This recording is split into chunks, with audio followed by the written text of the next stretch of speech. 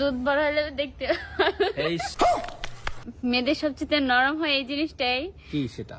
ওনার পিছন সাইডে যে পাছা ওইটাই নরম হয়। শীষ। না না না, তাহলে দেখতে ভালো লাগে। আপনি হাসছেন না কাঁদছেন?